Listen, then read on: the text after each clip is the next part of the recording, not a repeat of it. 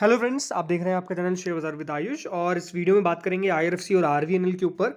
IRFC ने Friday के session के अंदर काफ़ी बढ़िया तेज़ी दिखाई। ओवरऑल स्टॉक 4.25 रुपीज़ बढ़ के 5.81% ऊपर बंद होता है।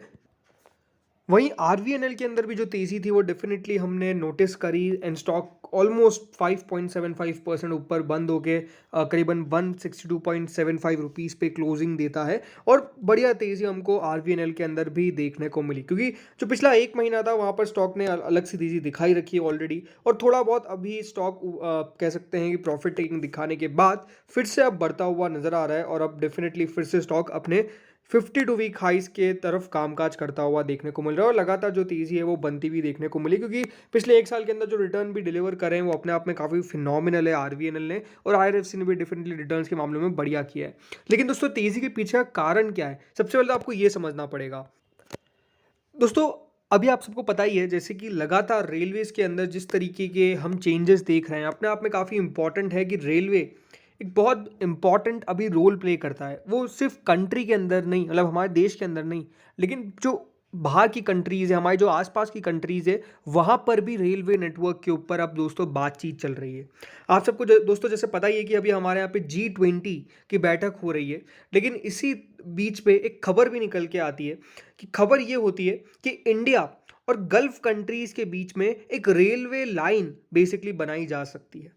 और रेलवे लाइन बनाने के अंदर दोस्तों डेफिनेटली जो इम्पोर्टेंट हमारे मेंबर्स है, इसमें सऊदी अरेबिया, जो बाइडन, हमारे खुद के प्राइम मिनिस्टर नरेंद्र मोदी जी और यूएई के भी यहाँ पर डेफिनेटली उसके अंदर इन्वॉल्वमेंट होने की बात होती है, क्योंकि जो लाइन है वो बेसिकली इंडिया से सऊदी के बीच में चलने की बात दोस्तों यहाँ पर कही जाती है।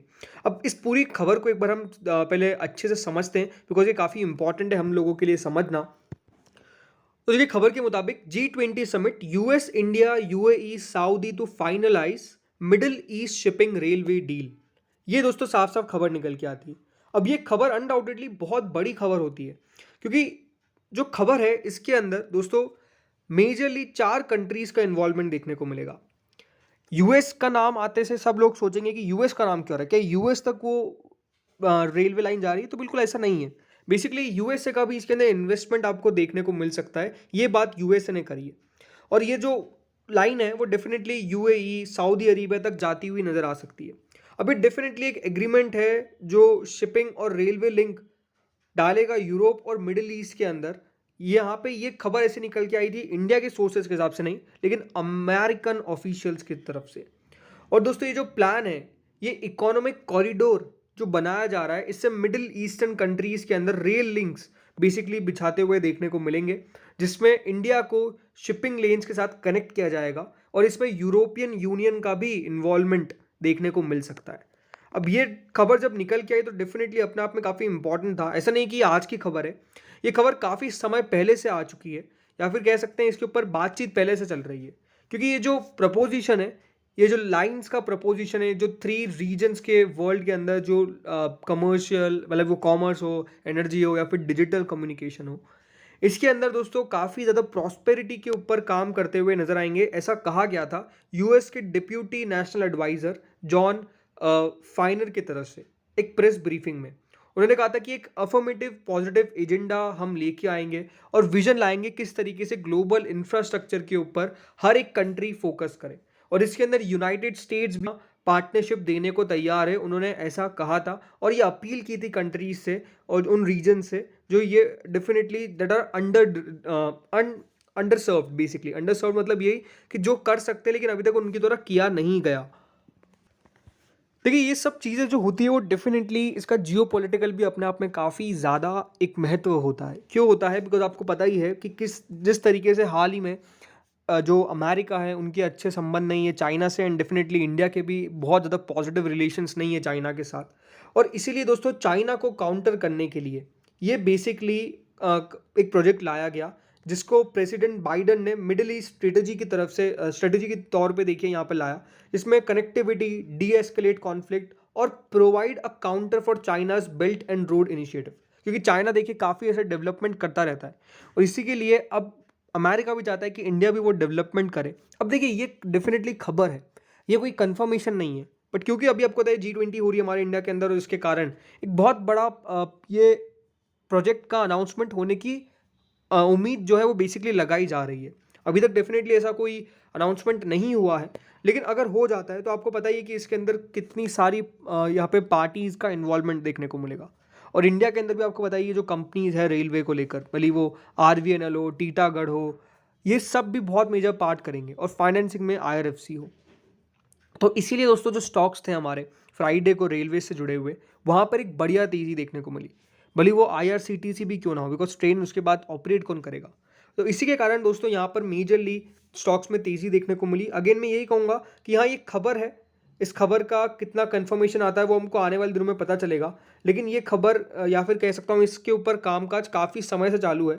ये May 7 में जब सऊदी अरेबिया में एक मीटिंग हुई थी सारे नेशनल सिक्योरिटी एडवाइजर्स की, तो वहाँ पर भी इस मुद्दे को लाया गया था कि किस तरीके से एक बड़ा विजन देखा जाए, किस तरीके से मिडिल ईस्ट रीजन को प्रॉस्परस किया जाए, सिक्योर किया जाए और इंटरकनेक्टेड किया जाए इंडिया को वर्ल्ड के साथ। ऐसा व्हाइट हाउस ने भी कहा था जो मीटिंग हुई थी मई के अंदर। इसीलिए दोस्तों अब जो खबर निकल के आ रही है उसके मुताबिक यही है कि G20 के अंदर इसका अनाउंसमेंट होपफुली हो सकता है। अभी भी यहाँ पर अनडाउटेडली कोई कंफर्मेशन नहीं है, बट अगेन अगर ये हो जाता है तो ये एक बहुत बड़ी डील हो जाएगी, जो डेफिनेटली समय लगेगा इसको करने में, बट इंपॉर्टेंट क्या है कि जब डील अनाउंस होगी तो एक बहुत बढ़िया बात हो जाएगी सारी कंट्रीज़ के लिए।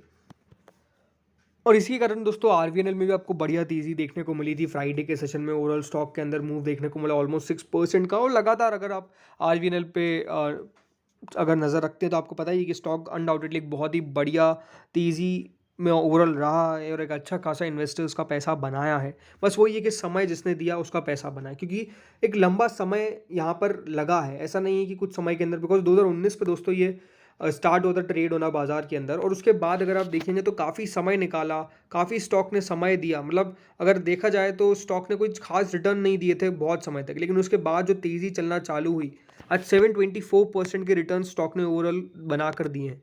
बस इसके अंदर ये था कि पेशेंस आपको रखना पड़ा। देखिए जो सारी कंपनीज हैं इनके फिनेंशियल्स की अगर मैं बात करता हूँ तो बात साफ है कि ग्रोथ तो कर रहे हैं, और नंबर्स भी ऐसा नहीं कि कोई बुरे निकल कर आ रहे हैं, बट ये है कि हाँ, इनके अंदर और प्रोजेक्ट्स आ सकते हैं और एक्सपांशन देखने को मिल सकता है। और अगर दोस्तों इंटरनेशनल प्रोजेक्ट्स भी ये करने लग जाएंगे तो अनडाउटेडली इसके कारण इनका जो रेवेन्यू है वहाँ पर आपको काफ़ी बड़ा उछाल भी देखने को मिल सकता है, प्रॉफिटेबिलिटी में भी उछाल बढ़िया देखने को मिल सकता है। वहीं IRFC भी दोस्तों काफ़ी बढ़िया कर रहा है, इसमें कोई दोहराई नहीं है। स्टॉक अगर देखा जाए पिछले एक महीने में करीबन 56-57% के दमदार रिटर्न दिए हैं, तो इसने भी दोस्तों अपनी पकड़ मतलब अपना तेज़ी चालू करा और स्टॉक डेफिनेटली बढ़िया करता गया, और अब ऑलमोस्ट 212% के रिटर्न्स भी इन्वेस्टर्स को ये बना कर दे रहा है। इसमें भी लोगों को समय लगा, इसमें कोई डाउट नहीं है कि इन्वेस्टर्स को समय नहीं लगा, जिन्होंने भी इस शेयर को रखा उनको समय लगा, लेकिन उसके बाद रिटर्न्स दिए। जस्ट बिकॉज सिंपल बात है कि कंपनी के पास ऐसा नहीं कि कोई बिजनेस नहीं है, बिजनेस बढ़िया है, बिजनेस लगातार बढ़िया कर रहा है, बट स्टिल स्टॉक कुछ नहीं कर रहा था। लेकिन अब क्योंकि आपको पता है गवर्नमेंट की स्पेंडिंग रेलवे के ऊपर काफ़ी तेज़ी से इंक्रीज हो रही है, तो यही लगता है कि यहाँ से और भी बढ़िया बढ़त स्टॉक बनाता हुआ देखने को मिल सकता है। अगेन कोई रिकमेंडेशन नहीं है, आप खुद कंपनी के बारे में पढ़िए, खुद कंपनी के बारे में समझिए, और उसके बाद आपका खुद का पैसा लगाइए, क्योंकि याद रखिए पैसा आपका खुद का है तो फैसला भी आपका खुद का होना चाहिए। बट ये बात ज़रूर है कि IRFC को लेकर अभी काफ़ी कुछ पॉजिटिव देखने को मिल रहा है, और पॉजिटिव देखने को मिल क्यों रहा है, रीज़न सिंपल है, क्योंकि गवर्नमेंट की स्पेंडिंग अब रेलवेज़ के ऊपर बढ़ रही है, नई नए टाइप की रेल्स इंट्रोड्यूस हो रही है, और अगर इस तरीके के इंटरनेशनल प्रोजेक्ट्स भी ये सब कंपनीज करने लग जाए तो अपने आप में दोस्तों ये कंपनीज का एक्सपांशन काफ़ी बढ़िया देखने को मिल सकता है। अब होपफुली ये डील हो जाए तो बहुत बढ़िया है, बिकॉज वो डील अगर हो गई तो ओवरऑल तेज़ी भी बढ़िया देखने को मिलेगी। तो इस वीडियो में दोस्तों इतना ही था, होपफुली आपको वीडियो बढ़िया लगा होगा। Thank you friends for watching this video.